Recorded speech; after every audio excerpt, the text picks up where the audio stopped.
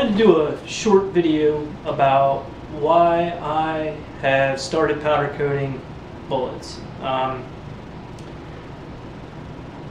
did a lot of lead bullet casting and shooting, the traditional method of sizing and lubricating, and even though my dad would tell you that using Molle lube was too newfangled for him, but anyway, I used a lot of that, and I learned the method. I learned what needed to be done to make that work.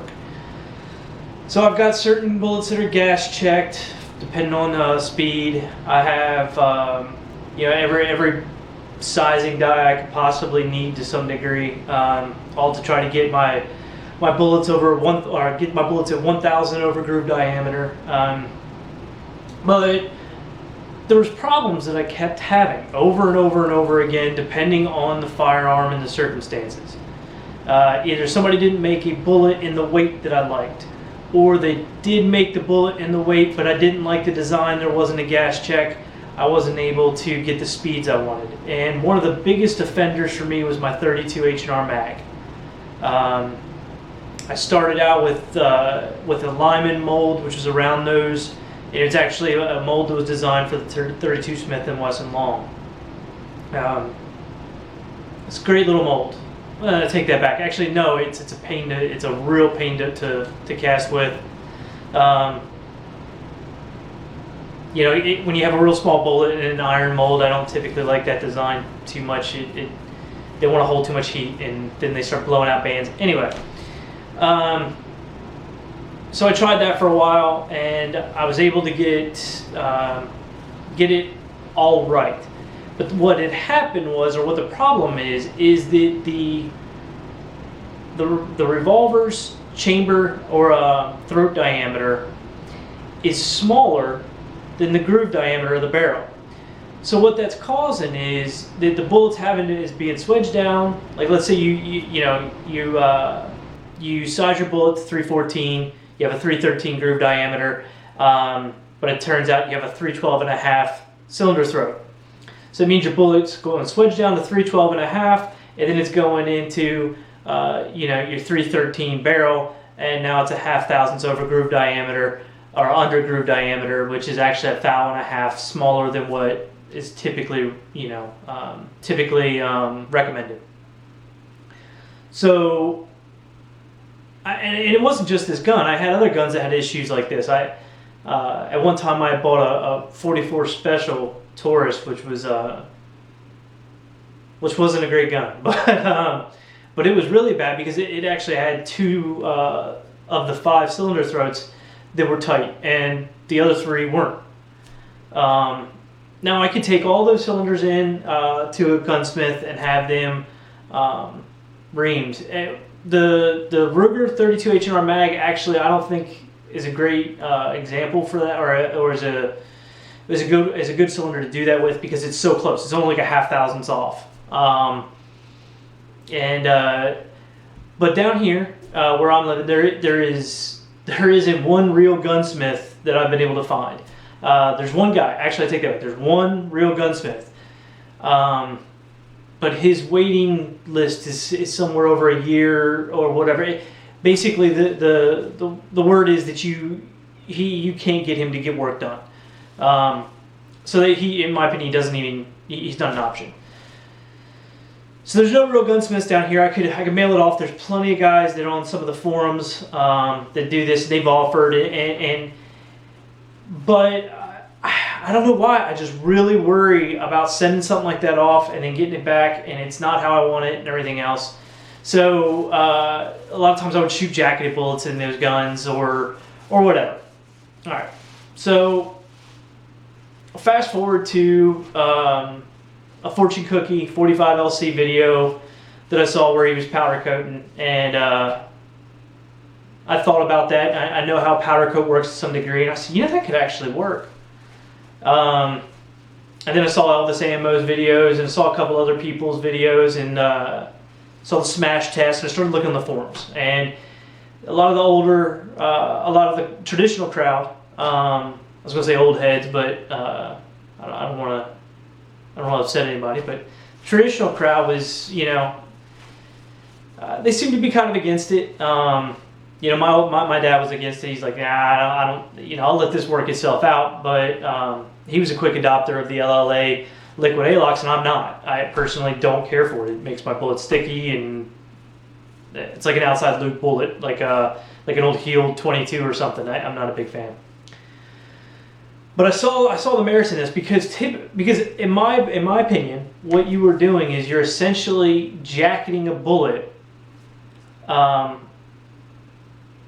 in the powder coating, and that could take care of some sizing issues. Like for instance, the 85 grain bullet I mentioned earlier. One of the reasons why I couldn't get the bullet to work is because it drops 313, and I needed to be 314. So powder coating gets me an extra, thousandths to 2,000ths on each bullet. Now this bullet is up to size to where I can shoot it, and and it fills up the chamber. It does a little bit better with the groove diameter. The other issue for me personally is that I'm stubborn, and I use clip-on wheel weight lead. I do not add tin. If I need hard bullets, I water quench them. If I don't, I leave them. And if I need something dead soft, then I have some stick-on wheel weights here and there that for a couple pounds of lead that I'll cast that up for. So because I just refuse to buy tin, sometimes I ran into issues with some of my high velocity bullets from like my 41 mag and things like that, and the powder coating seems to have fixed that. It seems to have, in my opinion, powder coating seems to have made bullet casting so much simpler because it took the black magic out of it. Because that was one of the frustrating things getting into bullet casting, is that there should have been a right way, and it wasn't. Everybody has a different opinion. Some guys will tell you, you need to make your bullet harder. Other guys say, no, you need to make your softer. Some guys shoot nothing but plain linotype in their 44 mags. Other people will tell you that they're shooting some, a number 2 alloy. There's just, the information was all over the board. There were certain things that were pretty standard. 1,000th of groove diameter was pretty much so standard. But the type of bullet lube to use and the bullet alloy and whether or not to water quench, seemed like there was no consensus among all the people involved.